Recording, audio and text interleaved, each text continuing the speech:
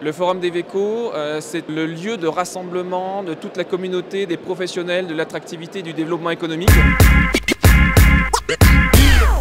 C'est 8 à 9 000 personnes, aujourd'hui tout employeur confondu, les professionnels qui travaillent en agence d'attractivité et de développement aussi, et c'est pour ça que c'est le CNER qui porte cette initiative, la fédération des agences. Et bien sûr des professionnels qui travaillent sur l'attractivité et le développement économique dans les collectivités, dans des incubateurs, des technopoles, des clusters et autres structures. Donc l'idée c'était de pouvoir décloisonner le sujet métier, de pouvoir rassembler, structurer, animer cette communauté de professionnels. Et évidemment, ça passe d'abord par un événement national. C'est le moment qu'il ne faut pas rater pour vraiment échanger, prendre du recul, réseauter. Et c'est aussi un moment très festif, parce qu'on en profite pour découvrir un territoire comme cette année à Nancy.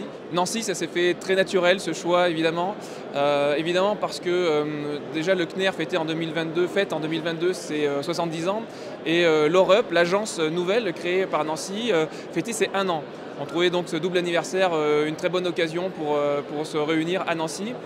Nancy parce que aussi c'est un territoire, une agence qui a une structuration assez spécifique puisque c'est une agence multi-collectivité avec 12 EPCI, 12 intercommunalités qui sont rassemblées autour et avec la métropole. L'agence est aussi financée et structurée avec la région Grand Est. Donc, c'est le nouveau modèle un petit peu des agences aujourd'hui. Et puis je dirais aussi qu'en Grand Est, dans la région, il y a quand même beaucoup d'agences. C'est un territoire, il y a beaucoup d'agences de développement, d'attractivité, très articulées entre elles, qui se parlent, qui se connaissent. Et il faut se rappeler que d'ailleurs, les premières agences ont été créées dans ce qui est aujourd'hui la région Grand Est, c'est-à-dire à Reims, à Metz, en Alsace et donc aujourd'hui à Nancy. Donc, voilà, c'était assez naturel qu'on soit à Nancy et sans compter le fait que la ville est quand même magnifique et qu'on a trouvé une équipe extrêmement efficace pour faire le plus beau des événements.